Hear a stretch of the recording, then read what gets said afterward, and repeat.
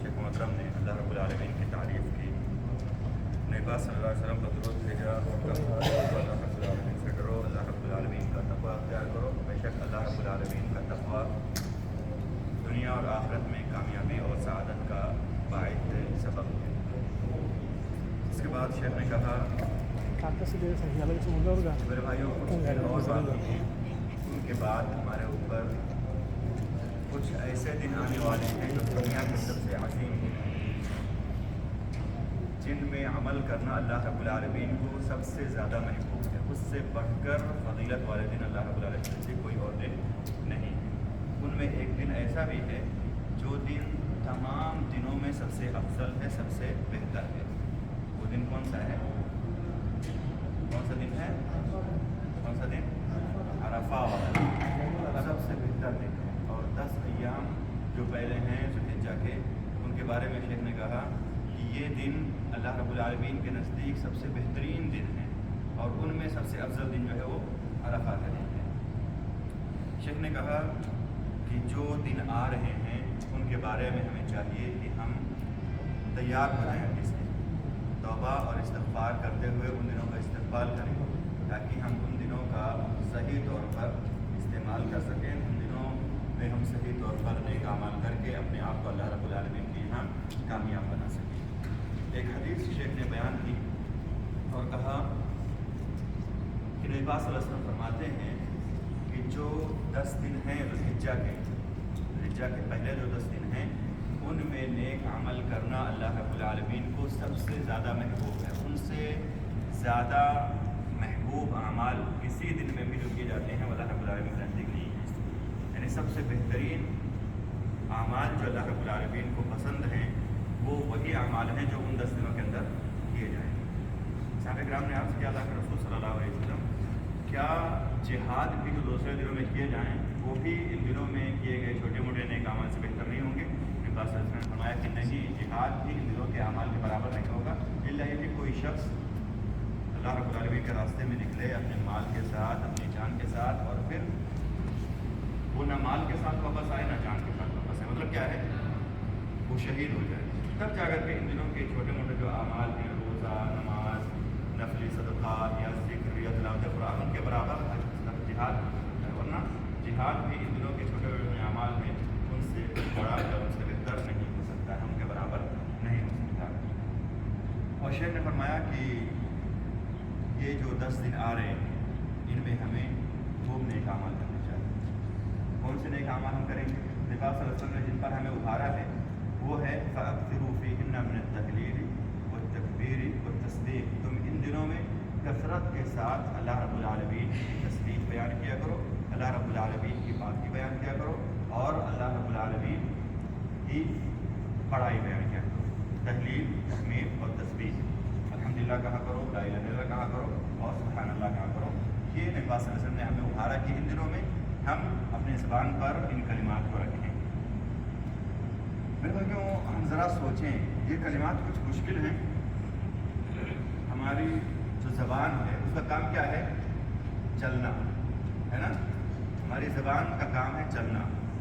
अगर हम उसे अच्छे काम में चलाएंगे, अच्छी बातों में चलाएंगे, अल्लाह के ज़िक्र में चलाएंगे, तब भी ज़बान चलेगी, है ना।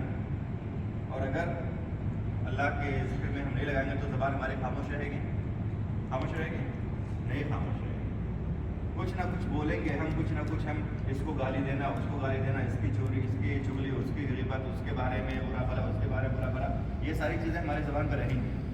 लेकिन अगर हम अल्लाह रब्बुल आलमीन के ज़िक्र को सुब्हानअल्लाह सुब्हानअल्लाह सुब्हानअल्लाह सुब्हानअल्लाह अल्हम्दुलिल्लाह अल्हम्दुलिल्लाह अल्हम्दुलिल्लाह अल्लाहु अकबर अपने ज़बान पे इनको जारी रखते हैं तो क्या होगा मेरे भाइयों? हम अल्लाह ताला से डरने वाले बन जाएंगे और ये जो फालतू चीज़ें हमारे ज़बान पे आती हैं, गाली गलौज और ग़ीबत चुगलखोरी, ये सारी चीज़ें नहीं आएंगी। तो ये जो दिन आ रहे हैं इनमें नबी पाक ने ख़ास तौर से कहा है कि हम इन कलिमात का एहतिमाम करें और जो भी इबादतें आपसे हो सकें, नबी पाक ने फरमाया कि सबसे बेहतरीन अमाल अल्लाह रब्बुल आलमीन के पसंदीदा हैं अमाल, वो ये जो 10 दिन हैं उनके अमाल से ज़्यादा पसंदीदा है। इनके अलावा कोई और दिन नहीं है जिनके अमाल इनके बराबर हो सके। तो अगर हम इन दिनों में अपने आप को इन कलिमात का आदी बनाएंगे तो दूसरे दिनों में हम इंशाअल्लाह उस तरबियत पे और उस जो हमें अल्लाह रब्बुल आलमीन ने जो तौफीक दी इन नेकियों की بعد میں پھر ان کی جو ہے تربیت اور ان کا اثر جو ہمارے زندگی پر باقی رہے گا، اور ہم ہمیشہ اپنے ذہن کو، اپنے دماغ کو اللہ رب العالمین کے ذکر کے لیے استعمال کر سکتے ہیں۔ تو شیخ نے کہا کہ یہ جو عشرہ آ رہا ہے، یہ جو 10 دن آ رہے ہیں ذوالحجہ کے ابتدائی 10 دن، ان کا بہت بڑا مقام ہے، بہت بڑی فضیلت ہے۔ ان سے ہم اپنے آپ کو محروم نہ کریں، ان کی تیاری ہم کر لیں، اور ہم ان میں خوب نیک اعمال کریں، ہم اللہ رب العالمین کا ذکر کریں، ہم نفلی نمازوں کا اہتمام کریں، ہم فرض نمازوں کا اہتمام کریں، ہم اللہ رب العالمین کے کلام کی تلاوت کریں، اور ہم جو بھی اچھے کام ہم سے ہو سکتے ہیں ہم ان دنوں میں کریں۔ ان میں نیک اعمال اللہ رب العالمین کو بہت زیادہ محبوب اور پسندیدہ ہے۔ شیخ نے کہا کہ سب سے پہلی چیز جس کے اہتمام کے بارے میں کوشش کرنی چاہیے وہ فرض ہے، فرائض ہیں، فرض نمازیں خاص طور سے۔ جو فرض نمازیں ہیں ان میں اگر ہم سستی کرتے ہیں تو بس ہو گیا، آپ سستی نہ کریں۔ کیوں؟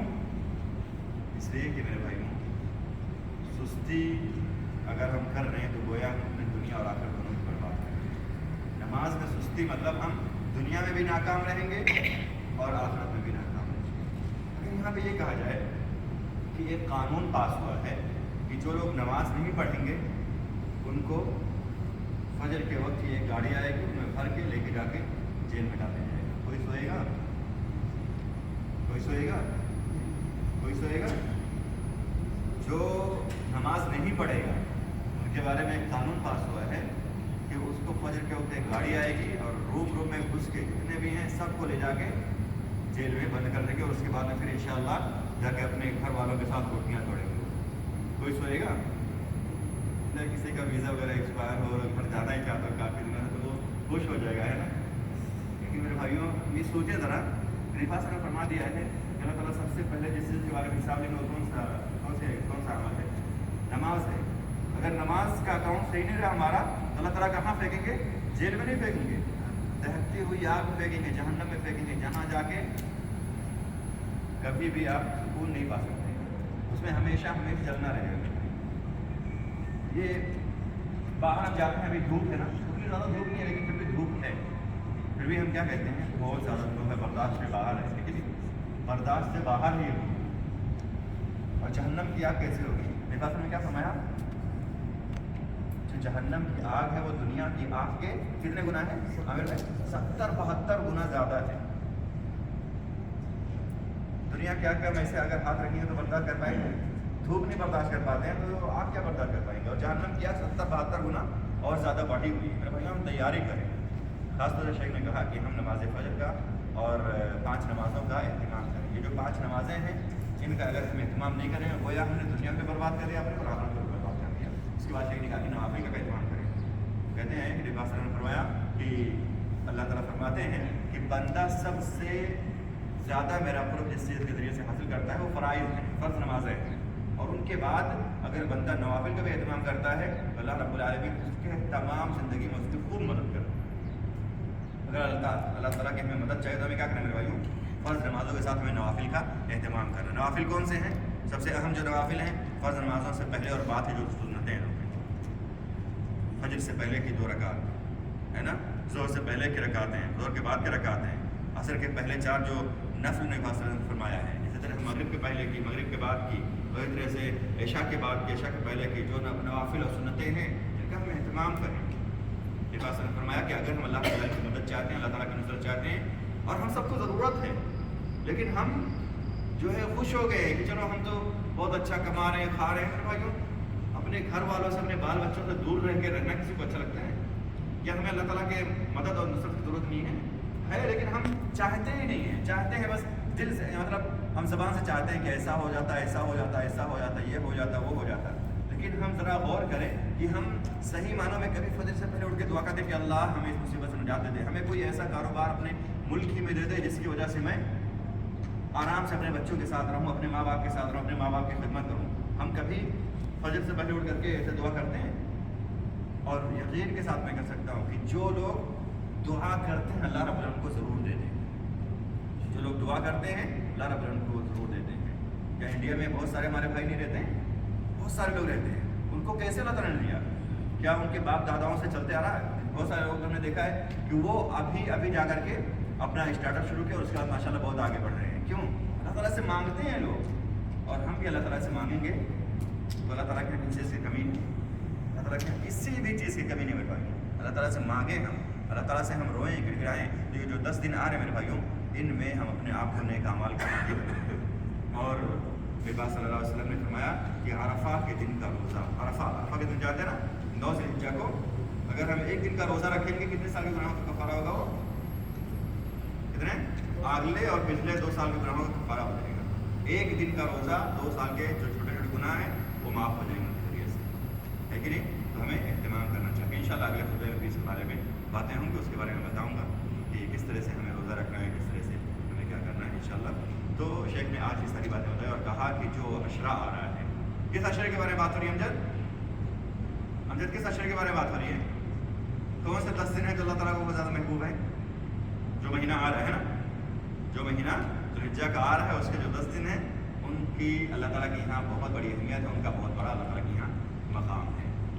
تو ہمیں چاہیے کہ ان 10 دنوں کے لیے ہم خوب تیار کریں، ابھی سے استغفار کرتے ہوئے اللہ تعالیٰ دعا کرے اللہ رب العالمین ہمیں ان 10 دنوں کو عطا کرے تاکہ ان 10 دنوں میں ہم خوب نیک عمل کر کے اللہ رب العالمین کے حقوق بنیں. اور یہ جو عرفہ کا دن ہے میرے بھائیوں، یہ وہ دن ہے جس میں ہمارا دین، اللہ رب العالمین جو نعمت دین ہے اسلام ہمارے اوپر کب مکمل ہوا ہمارا دین؟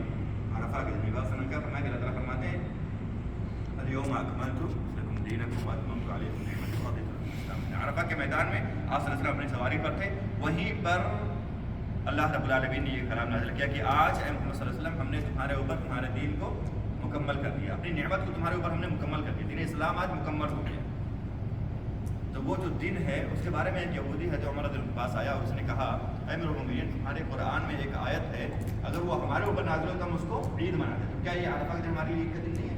ہمارے لیے بہت بڑا عید کا دن ہے. 2 سال کے گناہ ایک دن کا روزہ رکھنے کی وجہ سے معاف ہو جائیں گے. تو ہمیں چاہیے کہ ہم ان دنوں کی اہمیت کو سمجھیں اور ان میں ہم کو استفادہ کریں. اس طرح سے شیخ نے پہلا خطبہ ختم کیا اور دوسرا خطبہ شروع کیا تو کہا کہ میرے بھائیوں ہمیں چاہیے کہ یہ جو 10 دن ہے ان میں ہم خوب نیک اعمال کریں، خوب نیک اعمال کریں. ان 10 دنوں کو ہم جیسے عام دن جاتے ہیں ویسے نہ جانے دیں. صبح شیخ نے خوب اللہ تعالیٰ سے دعائیں کی اور اپنے خطبے کو ختم کیا. میرے بھائیوں آج ہمارے سامنے بہت چھوٹا سا درس ہے جو نبی پاک صلی اللہ علیہ وسلم کی ایک سنت سے متعلق جس سے ہم اکثر غافل ہوتے ہیں. میں آپ کو حدیث پڑھ کے سناؤں گا اور آپ اس سے اندازہ لگائیں گے کیا ہم اس سنت پر عمل کرتے ہیں. بہت ہی اہم سنت ہے، بہت ہی چھوٹی سی سنت ہے جس کو اگر ہم کریں تو اس پر ہمیں ثواب ملے گا اور بہت زیادہ اجر اور ثواب کے ہم مستحق ہوں گے. کیا ہے وہ؟ عن عائشہ رضی اللہ تعالی عنہا انها قالت كان رسول الله صلی اللہ علیہ وسلم يعجبه التيمن في تنعله وترجله وفي شأنه كله. متفق علیہ. متفق علیہ روایت ہے کہ حضرت عائشہ رضی اللہ تعالیٰ عنہ فرماتی ہیں کہ اللہ کے رسول صلی اللہ علیہ وسلم کو ہر کام داہنے جانب سے کرنا پسند تھا. آپ صلی اللہ علیہ وسلم جوتا پہنتے تھے، پہلے کون سا جوتا پہنتے تھے میرے بھائیوں؟ داہنا پہنتے تھے، پھر بایاں پہنتے تھے. آپ صلی اللہ علیہ وسلم کنگھی کرتے تھے، پہلے دائیں جانب کو کنگھی کرتے تھے، بعد میں بائیں جانب کو کرتے تھے. وفی شأنہ کلہ، اور آپ صلی اللہ علیہ وسلم تمام کاموں میں داہنے جانب سے کرنے کو پسند کرتے تھے. یعنی جو بھی اچھے کام ہیں، جیسے مسجد میں داخل ہونا پہلے ہم کون سا پیر داخل کریں گے بھائیوں؟ داہنا. اور ابھی نکلتے وقت کون سا پیر نکالیں گے؟ بھائی ہم تطبیق دیں گے ابھی، ہاں تطبیق دیں گے ابھی. جب نکلیں گے تو دیکھیں گے کہ ہم پہلے کون سا اپنا پیر باہر نکالیں گے، ہے نا؟ اور آئیں گے تب دیکھیں گے کون سا پیر ہم پہلے داخل کر رہے ہیں. ہم جانتے ہیں سبھی کہ داہنے پیر سے ہمیں کرنا، لیکن ہم پریکٹس نہیں کیے ہوئے ہیں یا ہم عادت نہیں بنائے ہوئے ہیں تو ہم پہلے دایاں ڈال دیے بایاں ڈال دیے، کوئی پرواہ نہیں کرتے. نہیں، اصل کی سنت ہے، چھوٹی سی بات ہے کہ نہیں. داہنا پیر اگر ہم داخل کریں گے مسجد میں آتے ہوئے تو ہمیں ثواب ملے گا، نہیں داخل کریں تو ثواب نہیں ملے گا ہمیں، ہے نہیں؟ اجر سے ہم محروم ہو جائیں گے. اور نکل رہے ہیں تو ہم پہلے بایاں نکالیں گے تو ہمیں ثواب ملے گا، نہیں نکالتے ہیں تو پھر ہم اجر سے محروم ہو جائیں گے. لیکن اگر کچھ ایسے کام ہیں جیسے حمام میں داخل ہونا، اللہ تعالیٰ ہم سب کو بلند مقام عطا فرمائے. حمام میں داخل ہونے کے لیے پہلا کون سا پیر داخل کرنا ہے ہمیں؟ پہلے بایاں داخل کرنا ہے کہ نہیں؟ تو ہم عام طور پہ جو کام ہے ان میں داہنے سے شروع کریں گے. کوئی ہم صبح صبح جا رہے ہیں کام کرنا ہے، جیسے ہم عامر بھائی کی مثال لیتے ہیں، اے سی بنانا ہے، پہلے ہم داہنے جانب والا کھلا کھول دیں گے کہ نہیں؟ رسول کی سنت پر عمل کرنے کی نیت کریں گے تو ہمیں ثواب نہیں ملے گا. کام تو ہم اپنا کر رہے ہیں، الحمدللہ تعالیٰ رزق دیں گے، اللہ تعالیٰ ہمیں خوب عطا کریں گے، لیکن اللہ رب العالمین ہمیں سنت پر عمل کرنے کی نیت کی وجہ سے ثواب بھی دیں گے، لیکن تو ہم دائیں جانب کا پہلے کام کریں، اس کے بعد بائیں جانب کا کام کریں، لیکن تو جتنے بھی کام ہیں سب میں ہمیں جو ہے یعنی داہنے جانب سے شروع کرنا ہے. لیکن جو جیسے حمام وغیرہ میں داخل ہونا ہے یا کچھ اور جیسے کام ہیں، جیسے اس کو گندگی والا کام کرتے ہیں، جیسے ہمیں جو ہے منہ جو ہے اپنا صاف کرنا ہے تو مسواک میں کرنا ہے، تو ہمیں پہلے کس طرف کرنا ہے؟ بائیں طرف کرنا رہے گا. بائیں ہاتھ سے ہمیں جو ہے مسواک کرنا رہے گا، خاص طور سے جو یعنی صبح اٹھ کر کے ہم برش کرتے ہیں لیکن اگر ہم جیسے نماز کے لیے جو ہے مسواک جو کر رہے ہیں تو ہم دائیں ہاتھ سے کریں گے اور دائیں جانب سے کریں گے. ٹھیک ہے، تو یہ ساری چیزیں ہیں جو اہم ہیں جن کو ہم ہمیشہ دائیں طرف سے کریں، لیکن جن کے بارے میں نے بتایا کہ ہمیں ان میں بائیں جانب سے کرنا ہے. تو انشاءاللہ دائیں ہاتھ سے کرنے کا ہم باذن اللہ. کھانا کس ہاتھ سے کھانا ہے ہمیں؟ کبھی کبھی بائیں ہاتھ سے بھی کھانا چاہیے؟ نہیں کھانا چاہیے. اگر بائیں ہاتھ سے ہم مطلب کبھی ہمارا دائیں ہاتھ خراب ہو جائے تو ہمیں چمچ لینا چاہیے اور اس سے ہمیں کھانا، بائیں ہاتھ سے ہمیں نہیں کھانا چاہیے کہ نہیں. اللہ تعالیٰ ہم سب کو صحت تندرستی دے اور کبھی اس طرح کا کوئی موقع اور کوئی مجبوری اللہ تعالیٰ ہمیں نہ عطا فرمائے. تو میرے بھائیوں، جو داہنے ہاتھ سے کام کرنے کی سنت ہے بہت ہی چھوٹی سنت ہے اور بہت ہی اہم سنت، ہمیں اس کا اہتمام کرنا چاہیے. ایک اور حدیث ہے، ابو ہریرہ فرماتے ہیں ان رسول اللہ صلی اللہ علیہ وسلم قال اذا انتعل احدكم فليبدا باليمنى، جب تم میں سے کوئی شخص جوتا پہنے ہے نا تو وہ داہنے جانب سے شروع کرے اور جب نکالے تو بائیں جانب سے نکالے. لتكن اليمنى اولهما تنعل واخرهما تنسى، تاکہ جو دایاں ہے اس میں پہلے ہم جوتا پہنے اور جب نکالنا ہو تو بائیں سے آخر میں ہم جو ہے دائیں سے آخر میں نکالیں گے اور پہلے پہنیں گے. مطلب نکالتے وقت ہمیں بائیں سے نکالنا ہے اور پہنتے وقت ہمیں دائیں سے پہننا ہے. مطلب پہلی حدیث کی جو ہے وہ تشریح ہے. یہ متفق علیہ روایت ہے. بخاری شریف کی ایک روایت ہے، حضرت انس رضی اللہ تعالی عنہ جو ہے فرماتے ہیں کہ اللہ کے رسول صلی اللہ علیہ وسلم کے پاس ایک دودھ کا پیالہ لایا گیا جس میں پانی ملایا ہوا تھا. پانی ملا کر کے دودھ کا پانی دیا گیا، دودھ جو ہے دیا گیا آپ صلی اللہ علیہ وسلم کو. آپ صلی اللہ علیہ وسلم نے پہلے اس کو تناول کیا تو آپ صلی اللہ علیہ وسلم نے اس دودھ کے پیالے کو اپنے پینے کے بعد پہلے دائیں جانب دینا چاہا. تو دائیں جانب جو تھے وہ جو ہے کوئی دیہاتی شخص بیٹھے ہوئے تھے، دائیں جانب میں کوئی دیہاتی شخص بیٹھے ہوئے تھے اور بائیں جانب حضرت ابوبکر، حضرت عمر، بڑے بڑے صحابہ کرام بیٹھے ہوئے تھے. تو نبی صلی اللہ علیہ وسلم نے پوچھا، یعنی جب دینا چاہا تو آپ صلی اللہ علیہ وسلم نے کہا کہ میں جو دیہاتی بیٹھے ہوں ان کو دیتا ہوں. کیوں؟ دائیں جانب جو ہے بیٹھے ہوئے وہ دیہاتی یعنی عام سے کوئی یعنی صحابی ہیں، اور یہاں بائیں جانب کون ہے؟ حضرت ابوبکر رضی اللہ عنہ، حضرت عمر رضی اللہ عنہ، بڑے بڑے صحابہ کرام ہیں. تو کن کو آپ صلی اللہ علیہ وسلم نے دیا؟ ادھر دیا؟ نہیں دیا. کہاں دیا؟ داہنے جانب دیا. تو اس حدیث سے ہمیں کیا معلوم ہوتا ہے کہ جب ہم کوئی کھانا وغیرہ پیش کر رہے ہو تو پہلے کس طرف دیں؟ دائیں جانب دیں. حدیث کو پھر سے پڑھ دیتا ہوں، آپ اس کو دھیان دیں. انس رضی اللہ عنہ رسول اللہ صلی اللہ علیہ وسلم اتي بلبن قرشيب خلط بماء وعن يمينه اعرابي وعن شماله ابو بكر فشرب ثم اعطى الاعرابي وقال الايمن فالايمن. داہنے والے کا مقام بہت بڑا ہے، داہنے والے کا مقام بہت بڑا ہے. مطلب کھانا اگر ہم کسی کو دے رہے ہیں پہلے ہم داہنے جانب سے شروع کریں گے، پھر بعد میں ہم بائیں جانب سے شروع کریں گے. میرے بھائیو، یہ آج کے خطبے کا خلاصہ اور آج کا درس تھا. خطبے کے خلاصے ہم نے جانا کہ جو 10 دن آ رہے ہیں وہ 10 دن بہت ہی اہم ہیں، بہت ہی ضروری دن ہے. ان کے استقبال کے لیے ہم توبہ استغفار کر لیں، توبہ استغفار کے ساتھ ان کا استقبال کریں اور ان میں ہم خوب نیک عمل کر کے اپنے آپ کو اللہ رب العالمین کے قریب کر لیں. اور میں نے آپ کو ایک سنت نبی صلی اللہ علیہ وسلم کے بتائے درس حدیث کے ضمن میں وہ یہ ہے کہ ہمیں جو بھی کام کرنا ہے وہ داہنی جانب سے کرنا ہے. جو بھی کام ہم کرنا چاہ رہے ہیں ہم داہنی جانب سے کریں گے، سوائے اس کے کہ جیسے ہمیں حمام میں داخل ہونا ہے وغیرہ جن کے بارے میں نے آپ کو بتایا کہ ان میں بائیں طرف سے جو ہے کرنا مشروع ہے تو وہ بائیں طرف سے کیا جائے گا. باقی تمام کاموں میں ہمیں اچھے یعنی داہنے ہاتھ سے شروع کرنا ہے. اقول قولی ھذا واستغفر الله لي ولكم ولسائر المسلمين فاستغفروه انه هو الغفور. السلام علیکم ورحمۃ اللہ وبرکاتہ.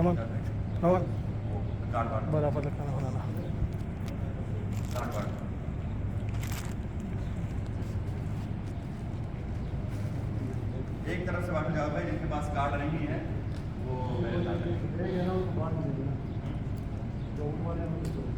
ہاں نوٹ والے ہیں جو جانے والے مسئلے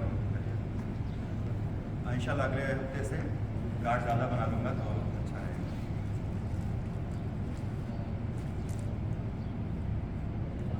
اور ایک گزارش ہے کہ اسی طرح سے ہر ہفتے بیٹھیں تاکہ یعنی جب زیادہ ہو جاتا ہے نا تو وہ بیچارہ فوٹو نہیں کھینچ پاتا اچھے سے.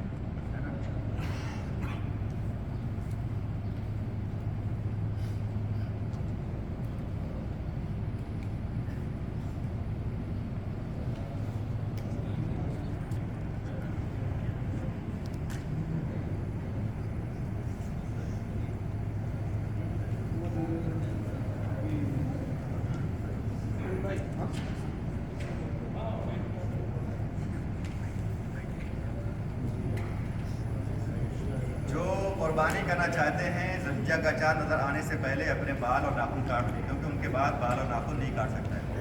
ठीक है भाई, हमारे शौकत भाई ने याद दिलाया, जो पहले याद दिलाया तो सबको बताया था मैं। ठीक है भाई, क्या कहा मैंने अभी कि जो कुर्बानी करना चाहते हैं वो अपने बाल और नाखून ज़ुल्हिज्जा का चाँद नज़र आने से पहले काट लें। आज की तारीख है, आज 27 और बाकी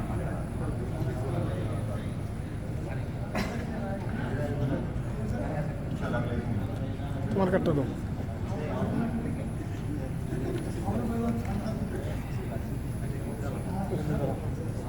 শর্ট ফর্ম আমি জানি কাট